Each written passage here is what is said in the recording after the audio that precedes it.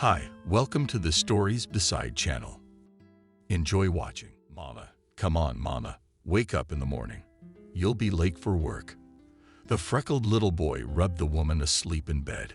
Okay, and who do we have here? She said without opening her eyes and smiled. The boy's mother, who had woken up a few minutes earlier, turned out to be. Without thinking, she grabbed him in an arm and started tickling him, then hugged him tightly and kissed him on the nose with the words, "I won't be late." Thanks to her son. And you'll have to stay at Madeline's for a few hours, as usual. I like it at Grandma Madeline's, the snub-nosed boy agreed. She has a lot of interesting things. I just wish they would give you more money at work. Jacob, honey, looked into her son's eyes, said the young woman. If I had the chance, I would work where they give me more of that money. I know that we also lack rented housing. That is, not our own. But we'll get out of it. Now it's time for Madeline. Jacob nodded and hurried off to change at Madeline's. A neighbor of the kid and his mom recently retired. She was very fond of children and excelled at getting along with them. Her son and daughter and their children had long lived abroad and did not visit her very often. Therefore, the pensioner enjoyed watching Jacob in the mornings, while his mother worked 4 hours a day of the company. On this day, the elderly woman also happily hugged Jacob with the words, "And I'm already waiting for you. You can help me decorate cookies for your mom." Aha! With eyes burning with enthusiasm, Jacob said, "It will be the most beautiful cookies in the world." And the boy immediately rushed into the kitchen to look at the treats. Once again, Jacob's mother thanked the pensioner. "You are a great help to me by keeping an eye on Jacob. Kayla, honey, it's no trouble at all." Madeline smiled. "Moreover, this tomboy and I get along very well." 4 hours of work at the site where Kayla and her colleague were called. It flew by like 5 minutes. After that time, the girl went to Madeline's, as her son called her neighbor, and took a bunch of cookies, decorated with small pieces of chocolate, in addition to the baby. As she did so, she thought each time that if it hadn't been for that fateful fishing trip 3 years ago, "Mom, these cookies we made with Grandma Madeline are funny, but they're called smiley faces. Why are you so sad?" Jacob asked his mom 2 questions in a row. "Yes, very funny." Shaking her head, Kayla answered her son, "I just can't stop regretting letting your daddy go fishing that day, even though my heart told me I shouldn't have." Jacob didn't say anything back, just hugged his mother tightly. After a short pause, he asked if I could play outside in the yard. "You know I don't go anywhere from home." Since Jacob was a very disciplined boy at his 6 years of age, Kayla was comfortable letting him play alone outside the house with his peers. Her son knew perfectly well what he could and could not do when you are in the yard without his mother. "Of course, honey," Jacob's mom answered. "Why would you stay home when it's such a warm June day outside? In the meantime, I'll make dinner." Grabbing a soccer ball, Jacob went into the yard. Kayla, on the other hand, quietly busied herself with dinner in the form of a green salad and 2 cups of cocoa. The cooking was in full swing. Yes, and the time since the boy left to go outside had only been about an hour. Suddenly, something unexpected happened.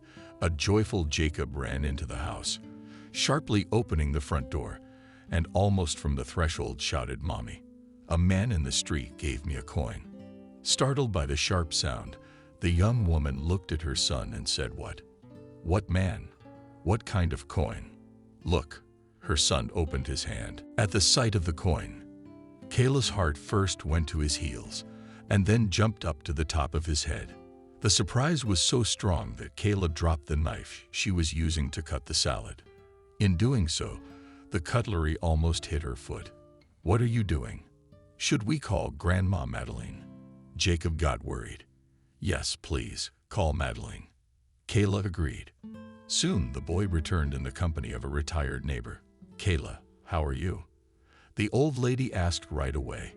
"My mom saw this beautiful coin and got worried." Jacob explained the situation. Kayla started talking when she came to her senses. "You see, this is a very rare coin. And not just any iron, but the very coin The talisman of my husband, Jacob's father. I would not confuse it with any other coin. God, how many times have I tried to get it out of Dylan? What happened on that fishing trip? And Dylan rubbed his chin. Madeline is a friend of my husband's with whom he was fishing that day, Kayla continued. He keeps saying, I had nothing to do with it. The boat was pushed over by a driftwood that he nearly drowned himself, and all that sort of thing. And this coin is special. Jacob's mother abruptly turned her attention to the object that had struck her. The boy climbed into Madeline's arms, and Kayla was suddenly immersed in memories from her past. The pensioner and Jacob had no choice but to walk with her through the maze of memories. In her mind, the girl was in the past, not for a year or two, but for the whole 7 years. She remembered how she had met David's future husband, who was neither a rich man nor a businessman, just a simple construction worker, an ordinary concrete worker. Kayla remembered how a gust of wind blew her hat off, and it flew straight to a nearby construction site. Kayla's husband-to-be first saw the girl running, and then saw the hat fall into the concrete padding, even though the Panama was not to be worn again. Kayla did not regret it, because she fell in love with David almost at first sight, and it turned out to be mutual from his side. In his free time, he constantly spent with Kayla. He took her to the movies, then to a cafe, or just took her for a walk in the park. And at lunchtime, he wrote her pleasant messages. You know, the girl said to David, I can't imagine being with anybody else. Only with you. In response to these words, David smiled appreciatively. Kayla was also very interested in the pendant in the form of a coin, which was hanging around his neck. He never took it off the leather black lanyard, despite the fact that it was large heavy. An unusual piece of jewelry you have, the girl noticed during another walk. Touching the coin with her fingertips, this rubble from the 20s is my talisman, the concrete worker replied. I grew up in an orphanage. As I was told, I was dropped off at the orphanage. In a basket at the bottom, which lay this rare silver coin. How it got there is still a mystery. How mysteriously, Kayla said, and then kissed the boy a very memorable talisman. The romantic relationship between the young men developed rapidly and passionately. They could be compared to a violent flow of a mountain river. David proposed to Kayla after another date at the movie theater. He chose a romantic film plot to create the appropriate atmosphere for the proposal of marriage. And so after the session, the guy invited his beloved to the nearby park, where he bought a bouquet of flowers. He kissed Kayla, gave her flowers, and then took a box with an engagement ring out of his pocket and said, Will you marry me? Of course, my love, replied the girl, clinging to the young man's chest. The wedding, played only 6 months after they had met, caused no surprise to any of the relatives. As their first place to live together, the newlyweds decided to rent a small house outside the city. A couple of days before moving into the house, Kayla's father decided to please his son-in-law with a useful gift and thus help the young family. After a man's handshake, he handed the keys from his old Niva to his son-in-law with the words, even though this car is 15 years old, maybe even more, but it will serve you well. No matter how you look at it, it's easier to have a car in the country. Thank you, answered my father-in-law David. I have long dreamed of having my own vehicle. And so the days of happily married life began one after another for the two young people. Their marital happiness was reinforced by Kayla's tummy, which was getting bigger for a reason. And then 9 months later, their family had a new baby boy. David was overjoyed when he heard his wife's voice on the other end of the phone telling him that the delivery went well, and she and the baby would be home in a few days. By the time David was discharged, he had the crib ready and the house ready for his wife. The concrete worker was just finishing tidying up the yard when the cell phone rang, and Kayla's voice said, Honey, we're being discharged. We're waiting for you. We really want to go home. Finally, I will come to get you soon, the young father answered. And in about an hour, the whole family gathered together across the threshold of the house. Kayla immediately complimented her husband on the neatness of the house and the children's furniture. They had agreed in advance that little Jacob's crib would be in their bedroom. It will be easier while our son is still a baby, Kayla explained to her husband. Of course, agreed David. And when he grows out of his cradle, so we'll prepare his own room. As is often the case with many young children, diseases did not spare the young couple's son. All my infancy, Jacob was accompanied by an acute respiratory infection. He even had time to catch pneumonia. Kayla and David were very worried about it. The boy was born without a Keserine section or any other interference, and with the weight within the normal range. Jacob's health would be fine, the district pediatrician reassured them. A child's body adapts immunity, learns to fight viruses and other infections. And so it turned out. Colds became rarer and rarer. Jacob went to kindergarten. There almost immediately, like all the other children, had chicken pox, and the couple stopped being so nervous about their son's every sneeze. Their life was quiet until David's friend, a colleague at the construction site, invited him to go fishing on his day off. Kayla had never been against her spouse going out with friends or fellow construction workers because she knew how dear she and her son were to David. But on this day, the girl's soul was uneasy. A bad feeling was keeping her awake. David, well, go fishing on another day off, she urged her husband. I don't know how to explain it, but my heart felt something was wrong. Kayla, why didn't you agree, David? What can happen on a regular fishing trip? We are not going to the sea or the ocean. We are only going to the river.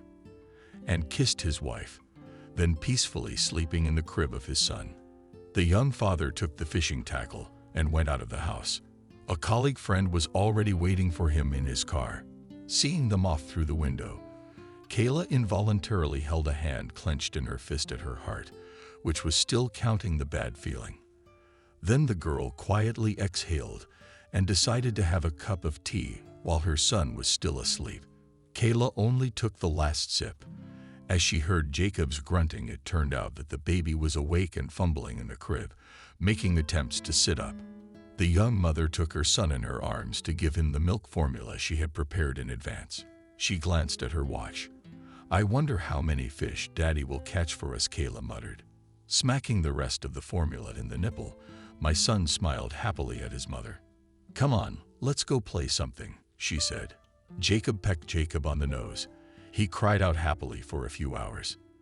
They were more than once assembled and destroyed the tower of cubes, connected the simplest parts of large puzzles. Not a single book has been read. Kayla began to think that it was time for her husband to return. The girl was frankly worried.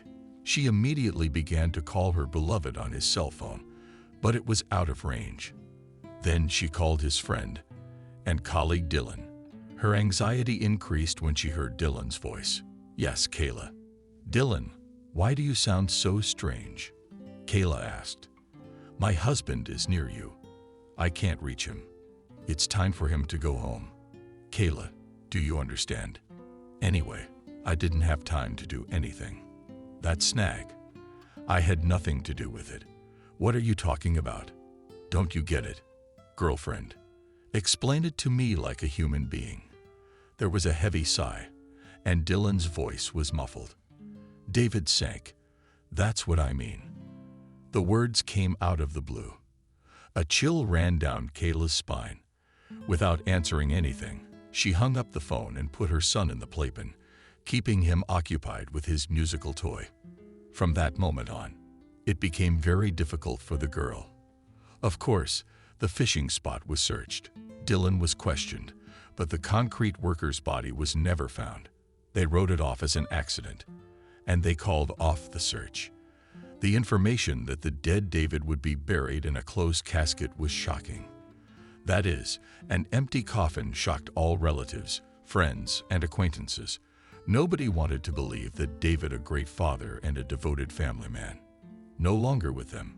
Kayla was especially affected by the funeral ceremony, and all the associated troubles took a toll on the young girl's health. The organization of the funeral took a heavy toll on her nervous system. She had to call an ambulance.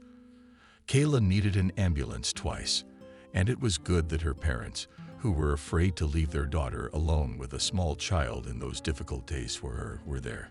The girl tried desperately to control herself, But it was almost impossible to accept that at the age of 27, she had become a widow with a young son in her arms. But here 9 days passed, then 40. They were followed by 6 months a year from the death of the concrete workers.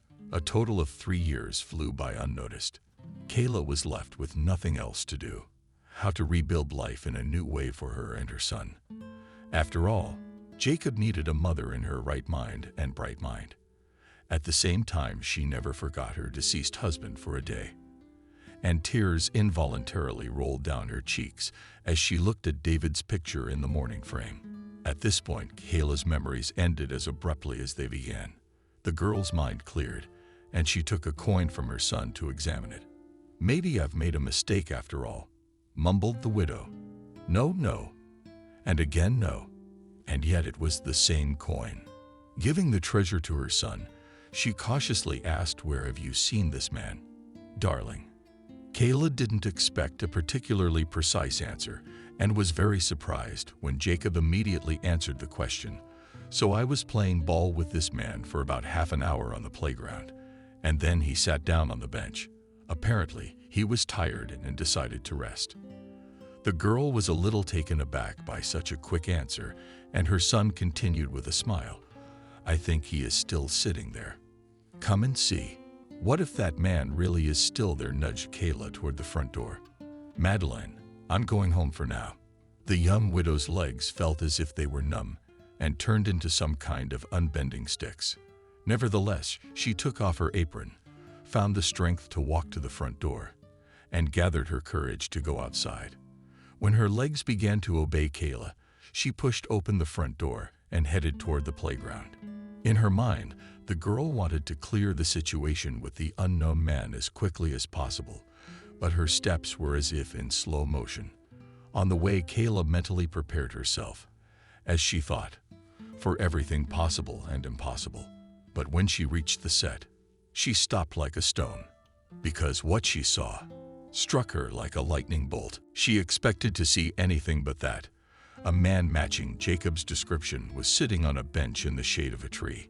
You'd think he was dozing, leaning back and folding his arms. And that would have been all right. Except it wasn't just any random passerby.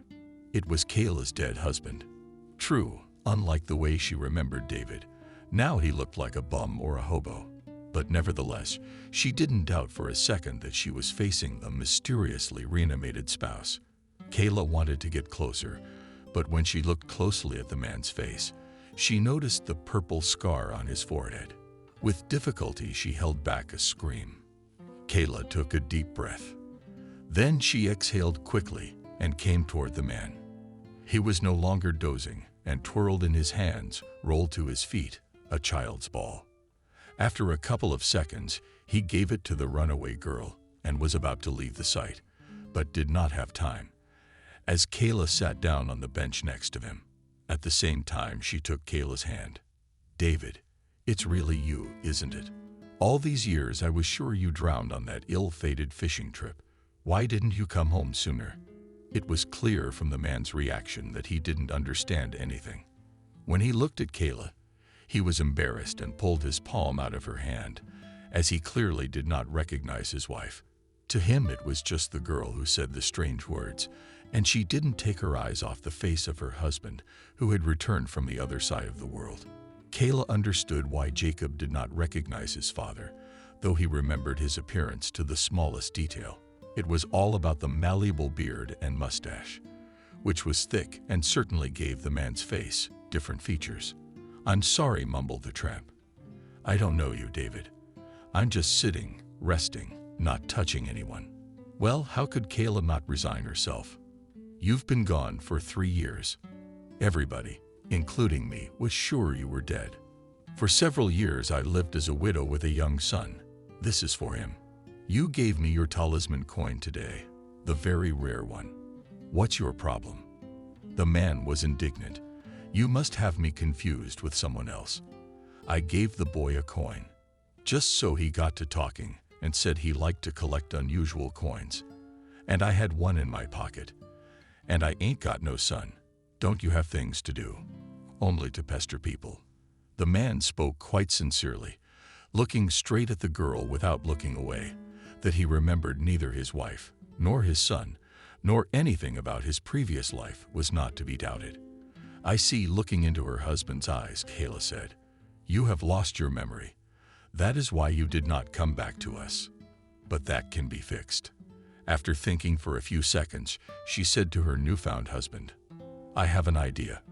Please wait here." Kayla got up from the bench, smiled at David, and walked briskly home.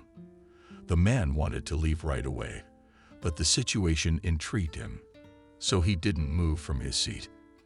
At home, Jacob immediately started asking one question after another. "Mom, that man on the playground, did you find out who he was? Why did he give me a coin?" While her son was asking questions, Kayla was looking for something on the closet shelf. Finally, she pulled out the family album, which contained all the pictures of the young people from the moment they met. "Yes, honey," clutching the album in her hands, Jacob answered the girl. "That uncle is still sitting on the bench, and I know who Jacob is, your daddy." "My daddy is all," the surprised boy muttered. "Yes, that's right. Come with me." Kayla smiled at her son and took his hand. From the moment the unknown girl left, David did not move from his place, waiting for the denouement. And then he saw Kayla walking with the boy to whom he had given his coin. In her hands, she was carrying an object that looked like a thick book. Kayla and Jacob came to the bench and sat down next to David. "Here," she said with a touch of sternness, and began to flip through the album. She hoped that the pictures would help her husband bring back memories. David silently looked at one photo after another. His face expressed confusion, shock, and interest at the same time. Jacob looked mischievously back and forth between his father and the photographs in the album. When he had finished looking through it, the man said, "In the pictures, I am definitely you, and as I now understand, our son, but I don't remember anything from the past. It's like everything has been erased with an eraser, and all that's left is a blank sheet of paper. And I don't think these pictures are some kind of photo montage. After what I saw, I want to know what happened to me. Why did I lose my memory? So let's go home and try to solve this problem." Kayla hugged her spouse.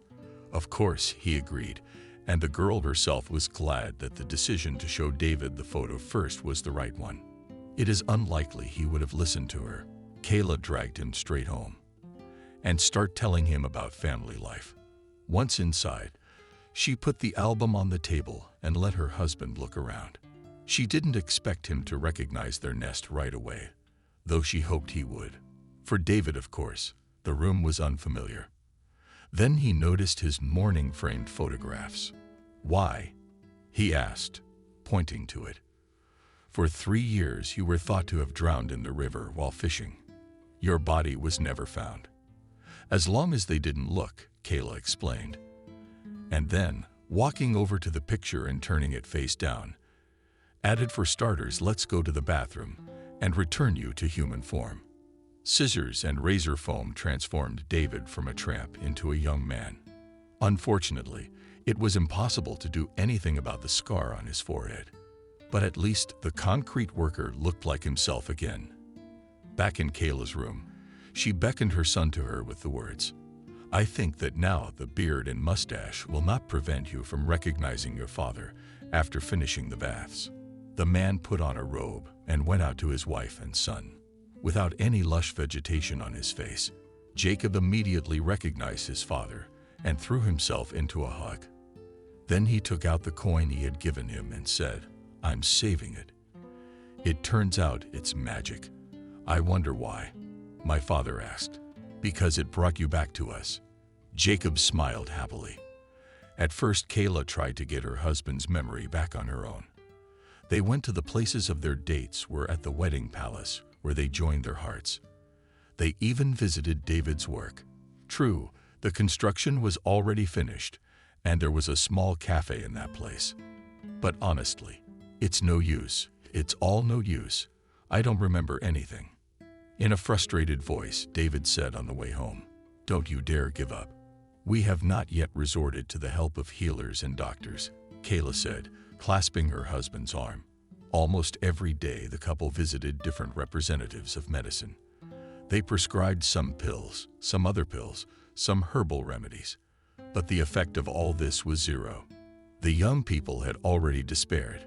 But here neighbors unexpectedly suggested they consult a psychotherapist, saying they have their own special methods and they really ought to help. Ready for anything, Kayla made an appointment for the next day. And after 4 hours of work, the couple went to Madeleine's therapist recommended by their neighbors. Kayla asked to stay with Jacob for a couple of 3 more hours.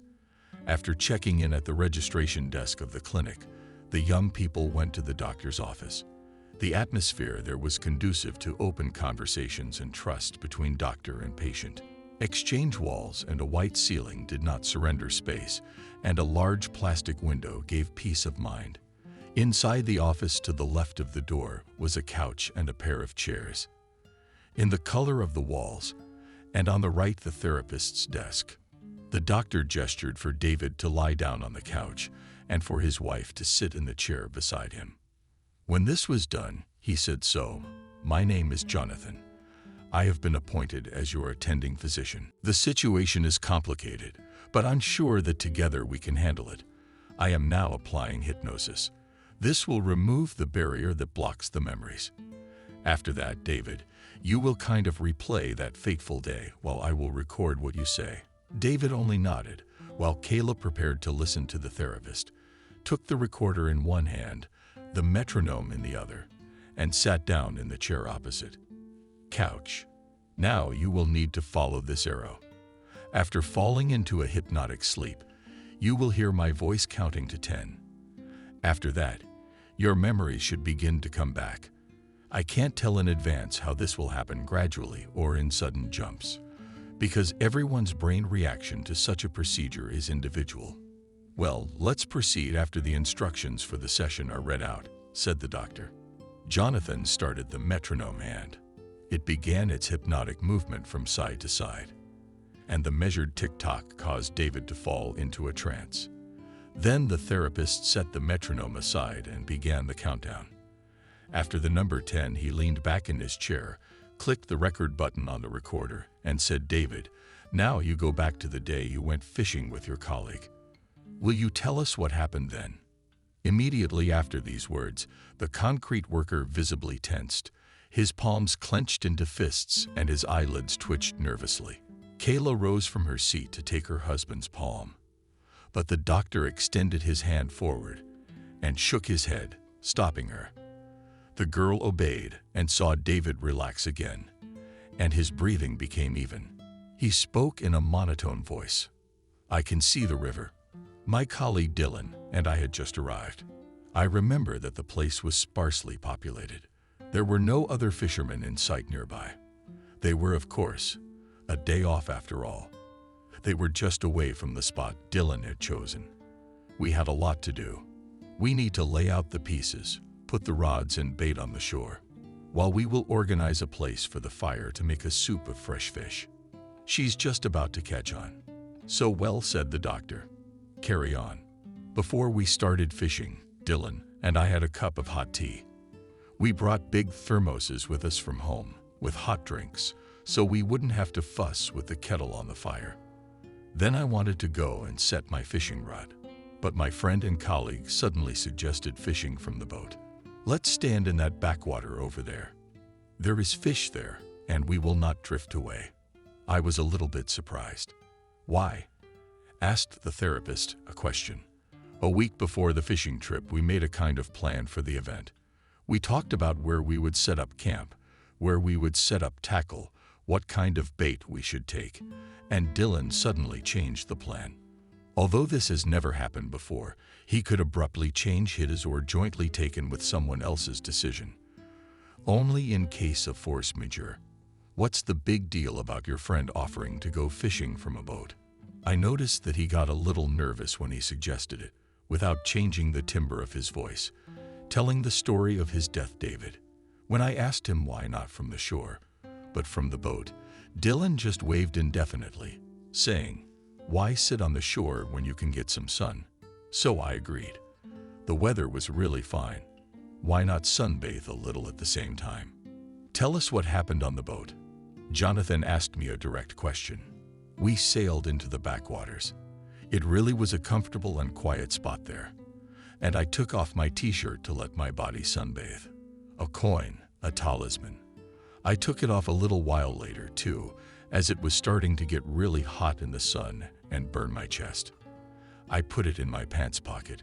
We sat quietly for 5 or 10 minutes, and then something strange began to happen to Dylan, which was, he put the rod down and looked at me as if he saw an enemy in front of him.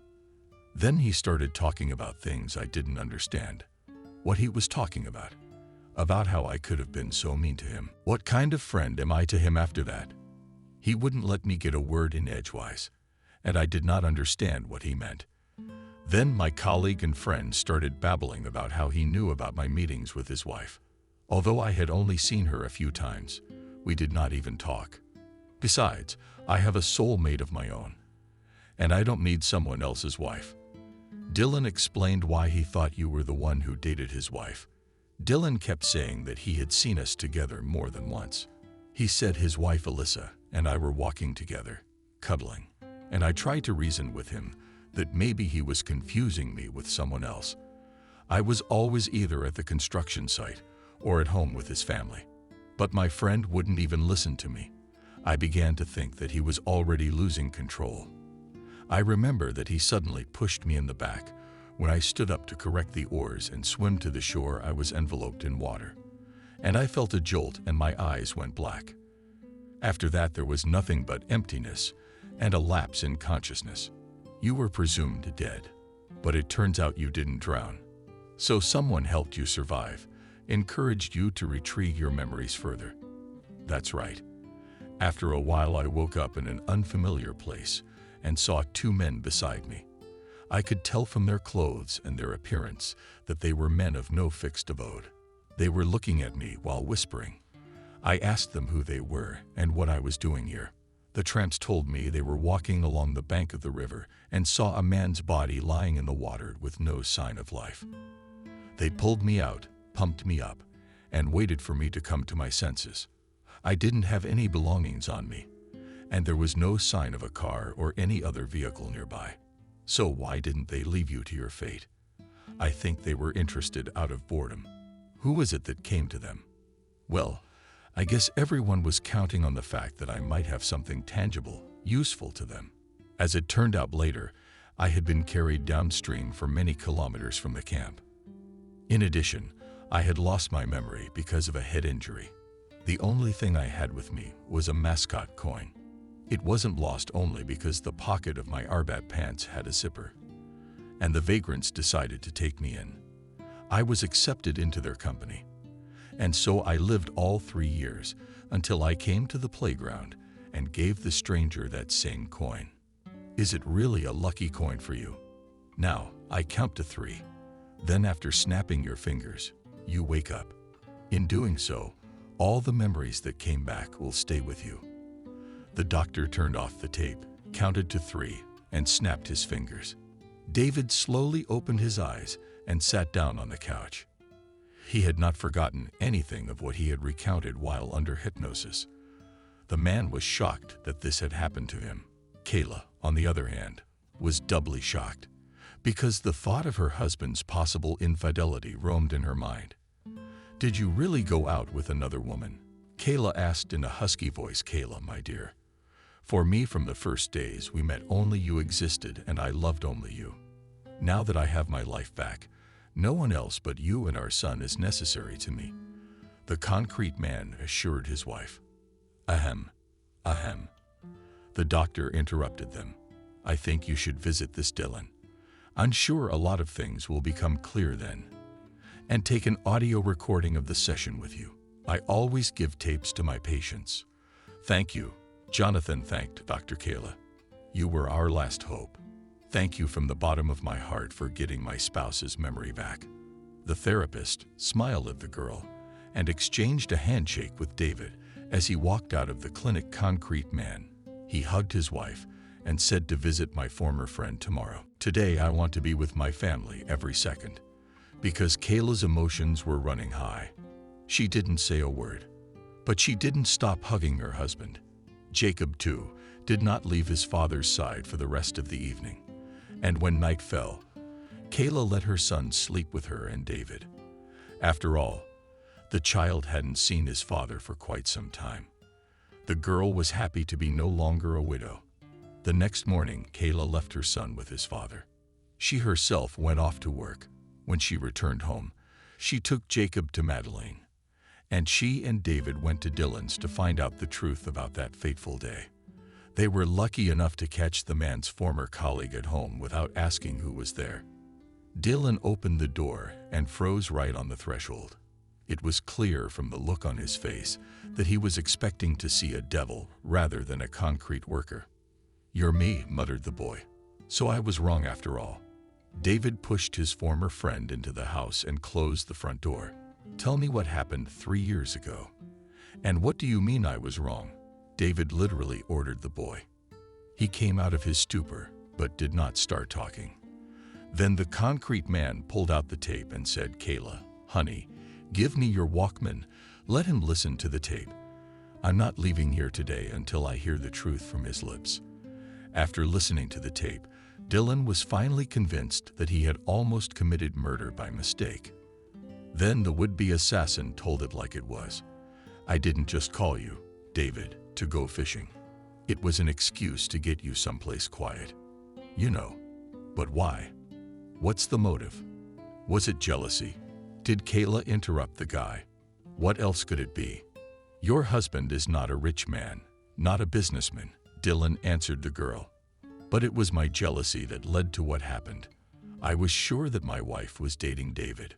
More than once I happened to see Alyssa with him. Then I started watching. Really, I was watching them from a distance." "And what did you do when you pushed me off the boat?" David asked rudely, trying to restrain the urge to hit a former friend. "I packed my things, broke camp, drove home in the belief that I had eliminated a rival. I didn't see Alyssa in what I thought was your company anymore. You see, I was more than 100% sure she was cheating on me with you. Now I know I was dead wrong. And it obviously wasn't you," the guy replied. "Did you even talk to your wife? Didn't try to find out the truth from her?" I kept questioning David's ex-friend. "No. At the time I didn't think it was worth talking about. The lust for revenge just clouded my mind. So I came up with this fishing plan. The place. I was looking for a place where there were no witnesses or prying eyes at all. I'm glad you're alive and well." "Glad he is." David grinned. "It's been many months since that day, but your mistake has caused a lot of suffering to my family. I won't just let it go. Kayla, let's get out of here." Taking his wife by the arm, David walked quickly to the front door, and she stepped over the threshold with another reproachful look at Dylan, who was still in shock from this conversation. On the same day, the entire story of the attempt on the concrete worker's life was recorded at the local police station. Members of the law picked up the 3-year-old case. With the victim of the attempt and the recording of the hypnosis session, the concrete worker's former colleague could no longer escape punishment. His wife, Alyssa, was also unable to get away with it. As it turned out, 3 years ago, she felt as if she had been followed and stopped her meetings with David. The man she was seeing was also found. And from a distance, he really could be confused with David. He was the same type, the same hair color, and the same figure except a little taller. The punishment for Alyssa was that she became famous to the entire neighborhood for what she had done. This case was widely publicized because of its uncommonness. After all, it's not every day that friends drown each other on a fishing trip, and the dead come back to life after a few years. Journalists became interested in the story of David and Kayla. Several times they visited the couple in order to interview them. For the members of the press, it was a tidbit on which they raised the ratings of their publications. It did not go unnoticed. And the very same coin, hitting the paper. Since the story of the miraculous resurrection and family reunion was on the front pages of the media, the pictures, the coin, and the mascot were there as well. After a few months, the public lost interest in Kayla and David, and articles with their story disappeared from the newspaper pages. Nevertheless, it had an entirely unexpected result. After all the fuss over the police testimony subsided, and the newspapers stopped gushing with headlines, the couple were able to live a quiet life. They both had to practically rebuild their family life. David was still in rehab, but he had already started looking at job postings for his profession. Kayla hadn't quit her job, and she was leaving her son with his father during his working hours. Life for the young people was beginning to go at a measured pace when suddenly something unexpected happened. On a very ordinary Saturday morning, Kayla was preparing breakfast for her family, and her husband was playing with his son in the yard near the house. She had already set out the plates. Hot toast put jam and butter on the table. Taking out 3 mugs, the girl wanted to start brewing cocoa, when suddenly the city phone rang. "Hello," said the girl, picking up the phone. In the meantime, Jacob and his father had already played ball. "When is Mom going to call us for breakfast?" asked the boy, giving David one last soccer pass. He stopped the ball with his foot, picked it up, and answered, "I think we will go inside soon. Yes, let's clean up a bit after soccer." However, when they crossed the threshold of the house, they saw a dazed Kayla with a telephone receiver in her hand. She turned to her husband and handed him the phone with the words, "Please talk. These people claim to be your relatives on your father's side, namely, your grandparents living abroad." With a surprised eyebrow raised, David took the phone from Kayla's hands. The conversation was short, but it puzzled the concrete worker. "Can you imagine? After all these years, it suddenly turns out that I really do have relatives. The callers said that they themselves did not know about me until now. And if it weren't for this story and the coin as a talisman, they would have lived in ignorance that they had a grandson. I mean me. Wow, Grandma and Grandpa. They're coming to visit us next week. Well, we'll be expecting visitors from abroad. I think they'll tell us a lot of interesting things." A week later, Kayla and David were standing at the airport waiting for the plane with his grandparents. Since neither of them knew each other, David held up a sign with their first and last names on it, the kind one usually uses when greeting foreigners from foreign countries. Finally, they announced what the couple needed. The plane landed safely, and they were ready to meet the passengers. David and Kayla looked at each other and held hands. The new in-laws were among the last to arrive in the lounge. They looked at the people who were entering. The couple saw an older couple heading toward them. Kayla noticed to herself that they looked well-groomed and quite young. The man was dressed in slacks and a short-sleeved shirt, and the woman in a skirt and a light blouse behind them. They wheeled medium-sized suitcases.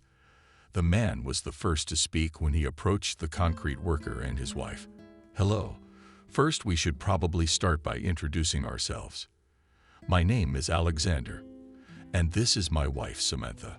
Then he shook David's hand and nodded at Kayla, while the older woman smiled at them both. This smoothed out an awkward pause. As they met, David said back, "Pleased to meet you. This is my wife, Kayla, and we all have our son and your great-grandson waiting for us at home. I suggest we don't stay here too long, but go home and talk about everything over a cup of tea."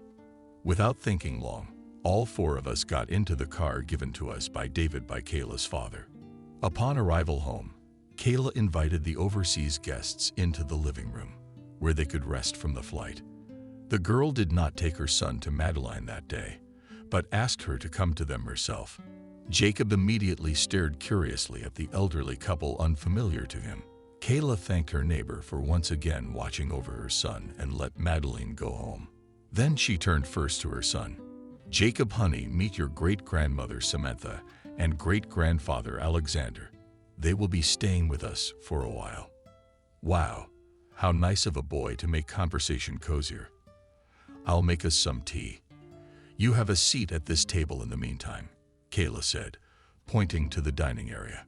And in 15 minutes, all the relatives were sitting at the table with a cup of tea in their hands. The first to break the silence was the concrete man. "So, you're my grandparents, my father's parents. How come I didn't even know you existed and ended up in an orphanage? It came as a surprise and a shock to us. We just happened to see that coin on the news, Samantha began. You see, it's very rare. It was our family mascot. There weren't many of those coins. Each member of our family had one. As a rule, we never part with it, only pass it down from generation to generation. And when we saw her picture in the article about the builder who came back from the other side of the world, we knew immediately that it was no coincidence. That's how we found out about you and ended up here, the husband of the old lady added. Then also explain why I grew up in an orphanage and not with my parents, and how did I end up with this family mascot? David asked.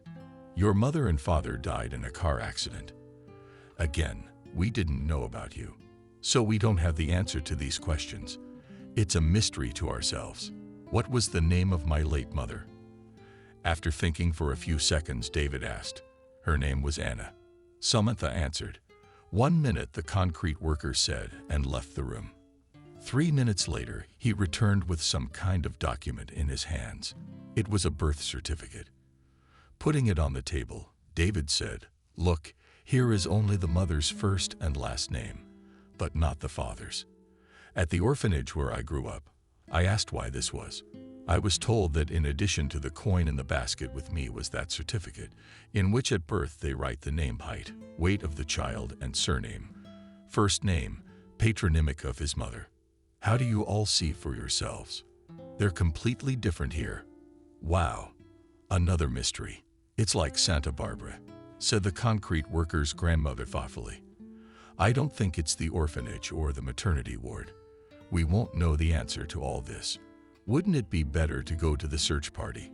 All we have is the woman's last name, first name, patronymic.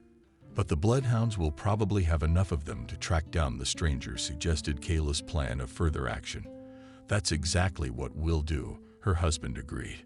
Especially since we can hardly think of a better solution in our situation. Tomorrow morning, I'll go to the search unit and ask them to help us. That's what we agreed to for the rest of the time until the next morning. The overseas relatives spent their time talking about their lives and finding out how their grandson and great-grandson lived. David was pleased to learn that the grandparents were not poor, but very wealthy people. The night passed, and the young man went to the search division to carry out the plan he had conceived. There he explained exactly what help was required and gave the name and patronymic of the woman he was interested in.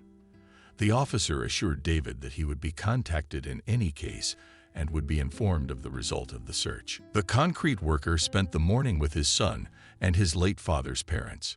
Kayla joined them in the afternoon. It didn't take long to get the results of the manhunt. The very next day, the city phone rang, and the voice on the phone said that there was information about the man David and his relatives were interested in. The address where the wanted stranger lived was given, and David hung up the phone and waved a piece of paper with the data written down. David told everyone else to go. A minute later, Kayla, the concrete worker, and Jacob and the grandparents drove to the address. When they arrived at the usual apartment building, they went up to the second floor and rang the doorbell of David's supposed mother's apartment. However, no one opened the door. They had to ask the neighbors. Maybe they know when whoever lives here will be home. Samantha said that was the right idea. Her grandson echoed her. First, he called the apartment to the left, but apparently its tenants weren't home either. Then Kayla already pressed the bell button of the apartment on the right, and this attempt was successful. Almost immediately, she heard the click of the lock, and a young woman appeared at the door. What is it about? She inquired. David briefly summarized what they had come for. The woman answered without hesitation. Jessica is usually at the cottage at that time, but if you have time, you can wait for her outside. She should be back soon. Outside, the family made a unanimous decision to wait for the dacha girl. Kayla and David and the overseas relatives sat down on the bench in front of the driveway. Jacob, on the other hand, was busy playing with sand. About 40 minutes passed, and an older woman approached the entryway. Judging by her neighbor's description of her appearance, it was the very same stranger. David immediately approached her with the words, "Hello, you're Jessica, aren't you?" "Yes, that's me. "Who are you and what do you want?" Quietly, she asked. "In short, I'm probably your son," the concrete worker replied. The woman's reaction somewhat surprised the company that arrived. There was no emotion on her face. Jessica simply waved her hand toward the entryway and said, "Come. We shouldn't be having these private conversations in the street." Kayla called her son, who was already skating down the hill next to the sandbox, and the group hurried after the woman. Once home, she invited them to take a seat on the couch in the living room. She sat down in an armchair across the hall. "So, I guess why you have come to see me. But I would like to hear the purpose of your visit," she said. "David told me everything. He only decided not to talk about his death and his miraculous resurrection." Jessica listened attentively. It was immediately clear to everyone that for her these words were not the ramblings of strangers. When David had finished speaking, she leaned back in her chair for a moment. Then she straightened up and turned to the concrete worker. "On your birth mother. I mean, the one who carried you for 9 months.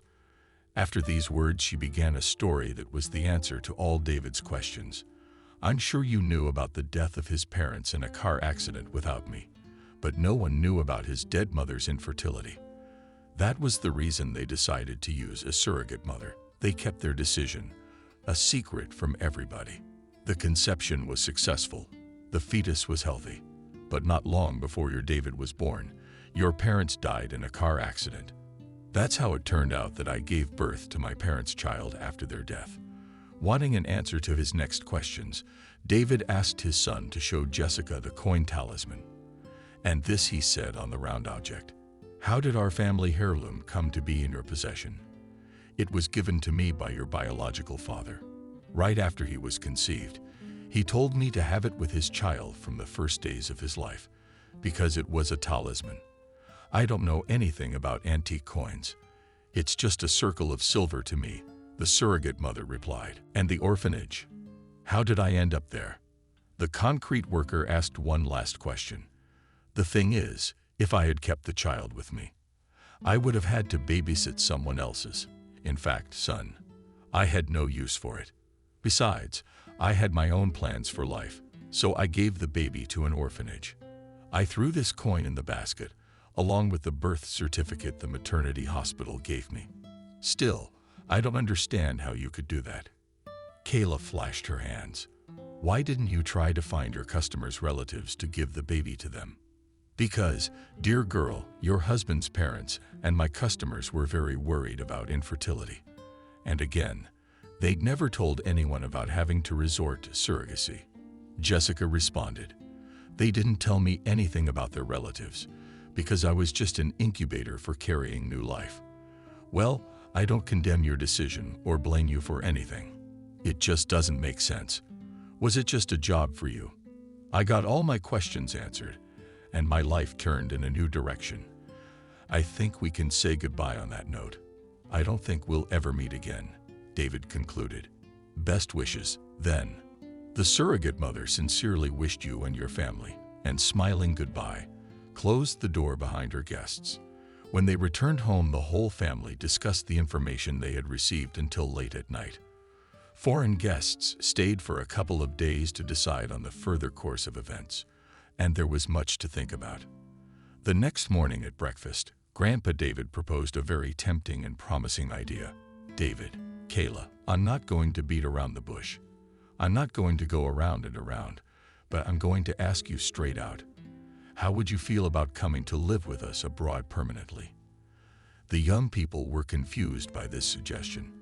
They looked at each other, puzzled, when the concrete worker's grandmother saw fit to explain the offer. "You see, we are no longer young. After the death of my son and his wife, we have no heirs. But there is a business that thrives and brings in a good income. Only there is no one to pass it on in case of our death. That is why we were glad that perhaps our blood relative was found. In the future, we could pass our business to him. Think of the prospects this would open up for the three of you, and we would be happy to babysit our grandson." Alexander finished his thought. For 5 minutes, there was silence at the table. David and Kayla were contemplating this unexpected proposal, and their son was picking strawberries out of a jar of strawberry jam with a spoon. The silence was interrupted by the voice of the concrete man. "This is a very interesting and logical option. I think it would be silly to refuse it. Kayla, what do you think about it?" "I think you're right," said the girl. "Let's start with a clean slate." "Wow, we're going to live with great-grandparents." Almost jumped up and down in his chair. Jacob, "Yes, honey, that's exactly what Kayla confirmed." Smiling, the boy slipped his hand into the pocket of his shorts and clenched a talisman charm in his fist. A day later, Samantha and Alexander were heading home. "We will be anxiously awaiting your arrival. Don't be too long." At the old place, with warmth in her voice, Grandma David wished you well. Having booked their tickets, the elderly couple spent another day with the young men and their son. But then the day of the flight arrived. At the airport, as always, there was a very special atmosphere. After seeing off the flying plane with his foreign relatives, the former concrete worker, now a rich heir and millionaire, hugged his wife and son tightly. "Well, my dears, let's get ready to move. Let's leave the old place and build a better life in the new one," the man said excitedly. "Let's go quickly." Jacob pulled my parents' hands together. "Grandma and Grandpa miss us." Jacob seemed happier about the move than Kayla and David. After all, for him, it was an event of universal proportions. The couple did not have much trouble with the change of residence. David was nearing the end of his rehabilitation, and there was no need to worry about selling his apartment, because it was rented. Kayla had no regrets about quitting her present job, and Jacob had a good year of time between now and school to accept the changes in his life and get used to the new country. Book the tickets. The young people notified Samantha and Alexander of their arrival date, and then the day of the flight arrived. Kayla and David couldn't stop worrying. Only Jacob remained relatively calm. It was a kind of big adventure and journey for the boy. Finally, boarding was announced for the plane to California. The luggage was stowed on the shelves. All three settled into their seats. The flight attendant told everyone to fasten their seatbelts, wished them a safe journey, and the plane began to accelerate down the runway. And so the winged car soared into the sky, taking David, Kayla, and their son into a new and unfamiliar life. A few hours later, the plane landed at the airport in the sunny country. The elderly couple were already in the waiting room when the couple and their son got off the plane. There, they immediately noticed each other and exchanged greetings. "How was your flight?" Samantha asked. "The flight was fine," David answered.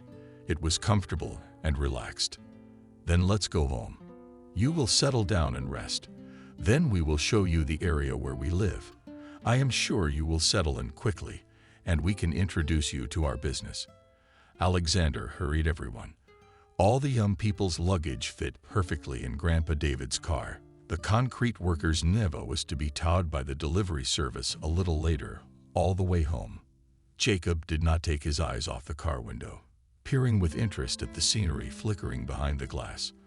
On the way, Samantha briefly explained the nature of the business, namely the gemstone trade, plus making jewelry. In their home, the grandparents provided a spacious guest room for the couple and their son.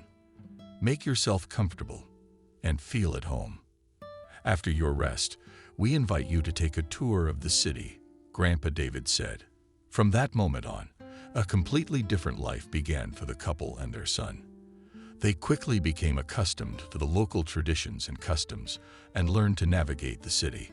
It turned out that David had the makings of a businessman. Under his grandfather's guidance, he became a promising assistant. Kayla didn't stay away either and helped them in every way in business. And Jacob was happy to go to the kindergarten, where besides him there were other Russian-speaking children. At the moment of departure from his country, the boy hung the coin talisman around his neck and decided never to take it off. It was the talisman that brought his father back, and it gave the whole family a chance for life, which many people only dream about. For a few months of life in sunny California, did the couple regret the move? They understood that they would eventually be able to buy their own home. Jacob's relationship with his grandparents was going great. Pretty quickly, he made friends with the local kids as well. He played with his new friends in the evenings after kindergarten and spent his weekends with his family. Now they could afford all sorts of activities, holiday parks, and trips to resorts. And Alexander and Samantha could have peace of mind about their business. They now had a reliable successor who successfully adopted the basics of their business.